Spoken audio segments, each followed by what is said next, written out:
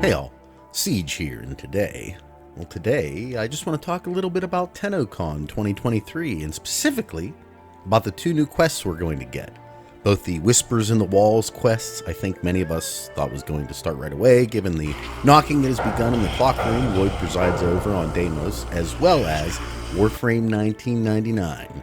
An obvious nod to Dark Sector, one of DE's earlier projects, and one many believe to be the skeleton for what would eventually become Warframe. The good thing is, Whispers in the Walls should be here around or before Christmas, with another smaller addition to the Nabarus Halloween event centering around the next Warframe, Dagoth, with an overall nightmare-themed aesthetic they're going for, a sort of Headless Horseman reference, if you will. Also, cross-save is coming to the game as well, so for those looking to move accounts to different devices or consoles, that will finally be an option for you, although they did not specify a date for it. A Hydroid rework is in the process, as well as some other quality of life changes which will be more aptly decided upon if they're good or bad once they actually launch, although the addition of auto melee will definitely help my carpal tunneled hands, no doubt. And now, getting to what I thought of the new quests, as well as a few things I noticed when watching. As far as the Whispers in the Walls update is concerned, although it does look to explain a lot surrounding the Man on the Wall, it also appears to be steering us towards the idea that not only is the Void well known to, well, this guy here, they or someone seem to have mapped this area out somewhat, utilizing it in ways we really haven't seen before and potentially turning our understanding of the Void itself, as well as the entity we've come to know as the Man on the Wall, into doubt. Maybe.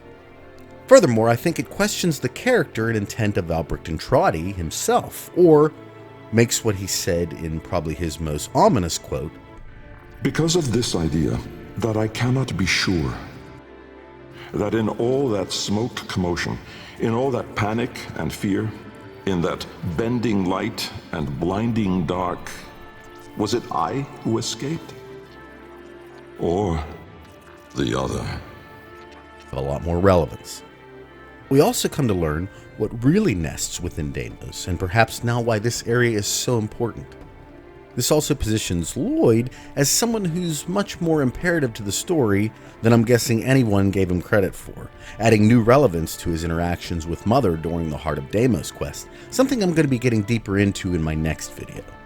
From here, we are introduced to the Sleeper character, being led into the room from the beginning of the demo to what appears first as a huge dead Orokin body, only later to realize it's actually more like an Orokin automaton, putting into question the fight we have against Nihil, I think, if in fact it's really him or just his consciousness being projected into his own version of what we see here.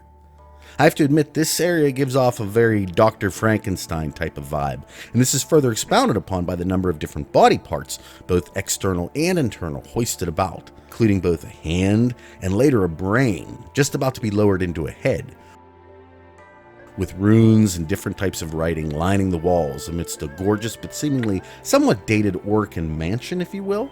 And it's at this point that Lloyd offers us a very important piece of information. Master Entrati called it the Void Tongue. He feared it was meaningless, and feared more that it was not. Suggesting that the information we see regarding the Requiem words may just be aspects of a story without relevance, or maybe worse, that Entrati knew what they meant, but was coy on letting others in on it. Something I'm guessing we'll get more clarity on in the future. We get introduced to a new weapon type, the Grimoire, a book-type weapon, making me wonder if wizard staves and wands might make their way into the game at some point. It's tough to say, but this leads us to the first of the ominous encounters, this time with what we recognize of the Man on the Wall, our doppelganger, directing us forward. The wall beside them showing a number of depictions of a hand with a severed finger and maybe some calculations or blueprints of some sort. But upon moving past our chimerical twin, sitting within a ring of what looks like Requiem words we've come to know, and presumably it's speaking a type of code in order to unlock a doorway.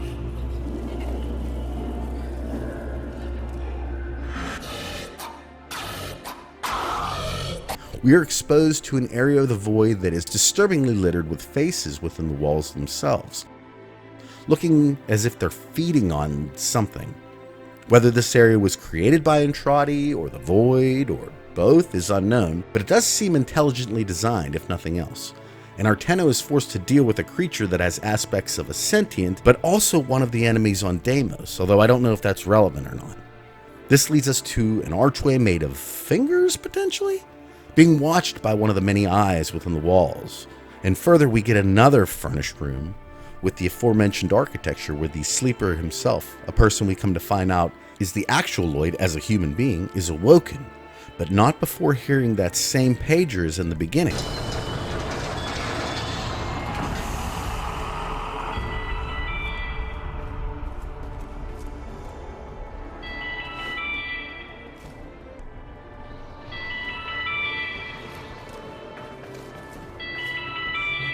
Asking the question if these have any significance, mainly if the character from before was calling in the now, with eternalism allowing for all dimensions and times to really be able to overlap upon each other, with the right circumstances, mind you.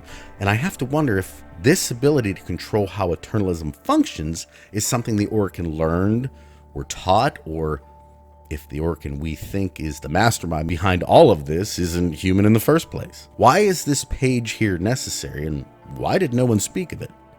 Guess we'll find out in the future.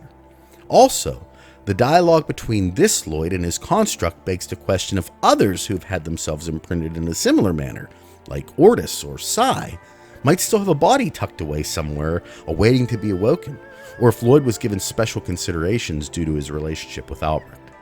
Regardless, they seem to believe Entrati abandoned his fight, and with Lloyd destroying his vessel earlier, as well as him saying it would be impossible for Entrati to have started the Kalima sequence, one has to wonder if he willingly either locked himself away for good or worse.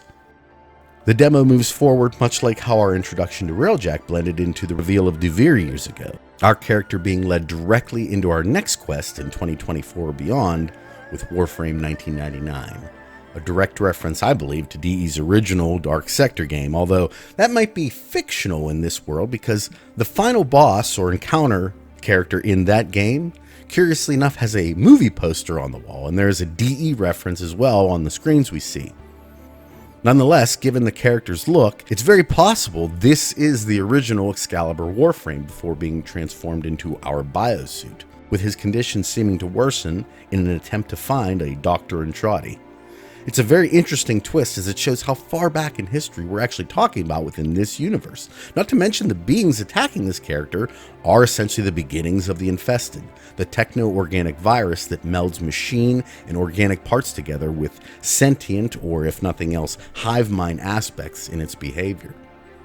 Finally, once this Arthur character succumbs to his ailment, he is curiously awakened by Kalimos, and the character we saw in the beginning revealing himself to be the Albrecht Entrati. However, right at the stroke of midnight, at the turn of the century, he puts that into question, a familiar grin and voice letting us know who this really is.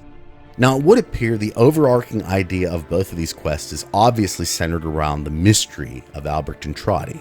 Is this him completely consumed by his own desires to dig so deep into his work once he touched the void that he was essentially able to become a god himself? The clear pathways between our world and the void meticulously and seemingly constructed perfectly to walk between the two seamlessly.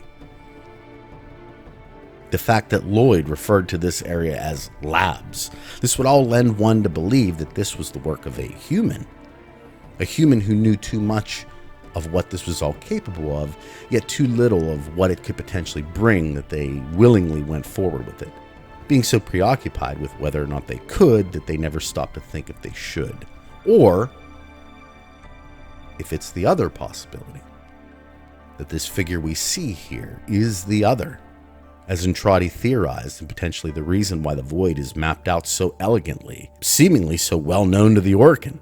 It's very possible that the man on the wall has been Entrati since the beginning, potentially before 1999. Him coming to us on the Zeraman, something that would be required later with our Tenno being able to work Entrati's computer effortlessly, seemingly made for us to interact with it in order to use transference to operate one of the aforementioned automata, as well as the Grimoire with such ease, now seems pretty intentional.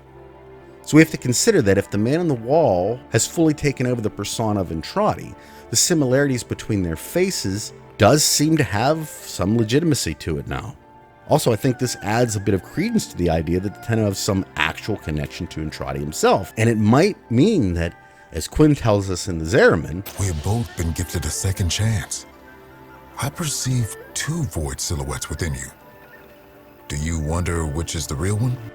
the two void silhouettes that he sees are more likely the Tenno and the Man on the Wall versus the Tenno and the Drifter. But that still remains to be seen and is just speculation for the moment. All in all, I believe what was presented at Tennocon was fantastic and, like always, brought about as many questions as it does answers. Personally, my excitement for the future of Warframe is the highest it's been in years. And in actuality, I've found myself playing a lot recently, trying to dig into as much as I can find. And after watching this year's Tennocon, I'm quite confident my time investment in this franchise will be well worth it in the coming years. So, overall, a wonderful showing. I really like the direction Rebecca appears to be taking the game and the narrative, not to mention just the frequency of updates and such that we've been given. It really does bode well for Warframe in the long and short. With that being said, I hope you all enjoyed this in-depth look into what we got at Tennocon, but please feel free to let me know of anything else you noticed that I might have missed. I'm sure there's a metric ton of references packed into these demos for the keen eye. At any rate, I hope you all have a wonderful day today, a wonderful rest of your week, and I'll talk at you all in the next one. Take care, everybody. Bye.